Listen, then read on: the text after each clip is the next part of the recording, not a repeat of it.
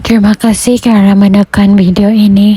Pada hari ini kita akan mendengar kisah sejarah sebuah kota yang bernama Kota Pompei yang terletak di Itali. Pada 28 Mei 2018, dunia arkeologi Itali telah digembarkan dengan penemuan arkeologi rangka sisa yang aneh, dan dari penemuan ini banyak yang percaya bahawa Kota Pompei adalah kota Sodom, iaitu sebuah kota yang dihuni oleh kaum Nabi Lut alaihissalam yang diazab oleh Allah Subhanahu wa taala dengan meletusnya gunung berapi Vesuvius. Sebab mereka diazab adalah kerana mereka telah melakukan maksiat yang belum pernah dilakukan oleh kaum-kaum sebelumnya, iaitu hubungan sesama jenis. Hal ini telah tertulis di dalam Al-Quran, di dalam surah Hud yang bermaksud utama. Maka tatkala datang azab kami jadikan negara kaum Lut itu yang di atas ke bawah, atau kami terbalikkan dan kami hujani dengan batu dan tanah yang terbakar bertubi-tubi yang diberi tanda oleh Tuhanmu, dan siksaan itu tiadalah jauh dari orang-orang yang zalim. Hal ini dikuatkan juga dengan ayat 78 hingga 81 dalam surah Hud, di mana Nabi Lut pernah menawarkan putri-putri dari kaumnya, namun pemuda-pemuda itu menolak dan berkata, "Sesungguhnya kamu telah tahu apa yang kami tidak mempunyai keinginan terhadap putri-putrimu, dan sesungguhnya kamu tentu mengetahui apa yang sebenarnya kami kehendaki." Kisah ini juga dituliskan dalam kitab Injil Bible tentang kemusnahan dua kota yang dimusnahkan oleh Tuhan, yaitu kota Sodom dan Amora, di mana petikan di dalam kitab Injil tertulis, "Aku berkata kepadamu pada hari itu, tepat ketika Lut keluar dari Sodom, turunlah bara api dan hujan belerang dari langit yang membinasakan mereka semua." Namun, apakah benar kota Pompei adalah kota Sodom yang dimaksudkan dalam dua kitab suci itu? Selama lebih 1.500 tahun, dipercayai tiada siapa mengetahui di bawah tanah di kaki gunung berapi Vesuvius di Itali tersembunyi sebuah kota legenda yang amat masyhur bagi Empire Rom pada ketika itu. Kewujudan kota itu mengalami zaman kegemilangannya sekitar tahun 79 Masihi, tetapi secara tiba-tiba dengan sekelip mata saja, ia hilang di telan bumi sehingga tiada siapa mengetahui akan kewujudan ribuan tahun lalu. Sekitar tahun 1599, sekumpulan pekerja diarahkan menggali terowong di kaki gunung berapi Vesuvius bagi menjalankan projek membekalkan air kepada kampung berdekatan. Kerja mengorek tanah dijalankan dengan giat, tetapi secara tiba-tiba kumpulan pekerja terpaksa menghentikan aktiviti selepas menemui sesuatu benda aneh tersembunyi di bawah tanah. Tanpa diduga, kerja projek pembekalan air itu berjaya menemui dinding kota purba yang dipenuhi lukisan mural dan inskripsi bertulis Pompei. Seterusnya, beberapa siri mencari gali dijalankan secara berterusan selama kira-kira 3 abad, dan akhirnya kewujudan kota Pompei di kaki gunung berapi itu pada ribuan tahun lalu mula diketahui oleh umum. Bagaimanapun, penemuan kota purba itu turut menimbulkan pelbagai persoalan misteri dalam kalangan pelbagai pihak, terutama pengkaji sejarah. Lebih menggemparkan adalah kejadian misteri yang melenyapkan kota itu secara tidak langsung turut menyimpan wajah sebenar kota Pompei, apabila turut ditemui banyak jasad manusia yang terbunuh dalam posisi sedang mengadakan maksiat. Penemuan jasad dalam berbagai posisi hubungan seksual itu amat membingungkan, seolah-olah penduduk Pompei tidak menyedari ketibaan bencana yang merenggut nyawa mereka. Kajian seterusnya membongkarkan cerita sebenar kota Pompei. Kota itu didirikan sekitar abad ke-6 oleh kaum Osci atau Oscan, yaitu suatu kelompok masyarakat di tengah Italia. Pompei kemudiannya berkembang pesat dan maju dari segi pembangunan dan ketamadunan.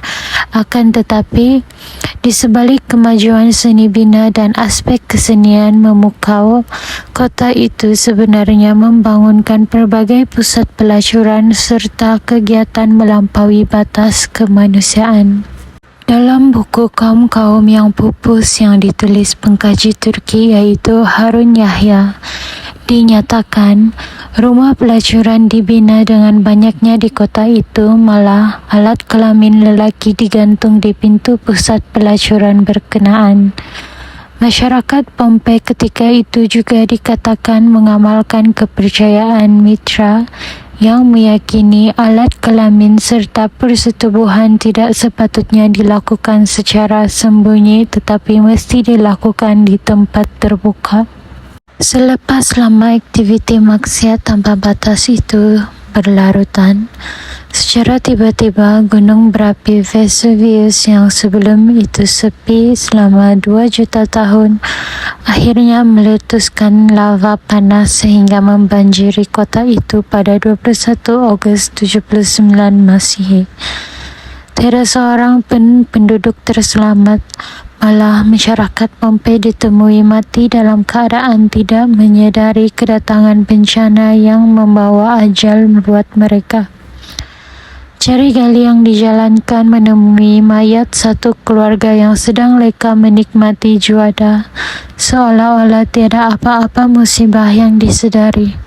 Turut digali keluar ialah mayat banyak pasangan yang sedang melakukan aktivitas seksual termasuk sesama jenis selain dengan pasangan kanak-kanak lelaki dan perempuan.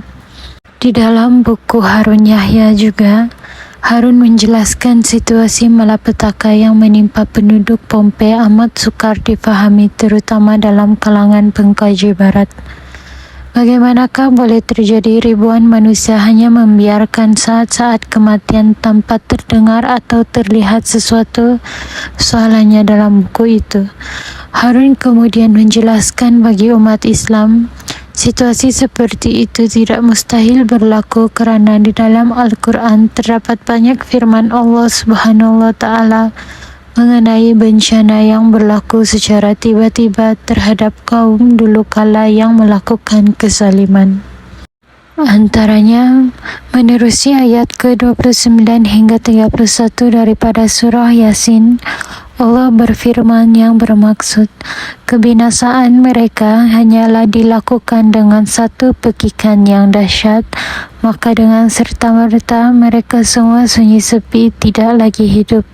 Sesungguhnya besar perasaan sesal dan kecewa yang menimpa hamba-hamba yang mengingkari kebenaran. Tidak datang kepada mereka seorang rasul, melainkan mereka mengejek-ejek dan memperolok-oloknya. Tidakkah mereka mengetahui berapa banyak umat yang kami telah binasakan sebelum mereka? Umat yang kami binasakan itu tidak kembali lagi kepada mereka, bahkan kembali kepada kami untuk menerima balasan. Harun berkata, disebabkan aktiviti maksiat yang bermahalajalela di Pompei pada zaman dulu, maka penduduk kota legenda itu turut mengalami kehancuran secara tiba-tiba. Malapetaka berubah lava dan abu beracun gunung berapi Vesuvius yang berlaku tanpa disedari penduduk menyebabkan penghuni Pompei terbunuh ketika sedang melakukan aktiviti seharian dan kekal sebegitu sehingga ke hari ini seolah-olah masa dibekukan. Hasilnya, aktiviti maksiat yang dilakukan penduduk silam itu dikekalkan Allah melewati zaman sehingga dapat dipertontonkan sebagai peringatan untuk umat manusia sehingga kini. Penemuan karya seni menunjukkan perilaku yang sama dengan kaum Sodom.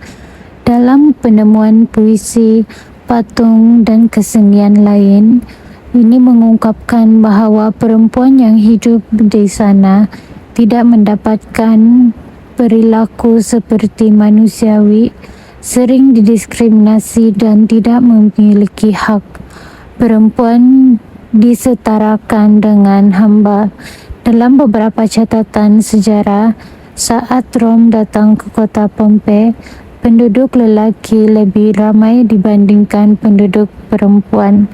Untuk menambah populasi lelaki di kota ini, lelaki diperkenankan untuk melakukan pelecehan seksual terhadap perempuan yang ditemui dimanapun. Ditemukan lukisan lelaki dan perempuan yang tidak berpakaian panjang di dinding dan memagari kota.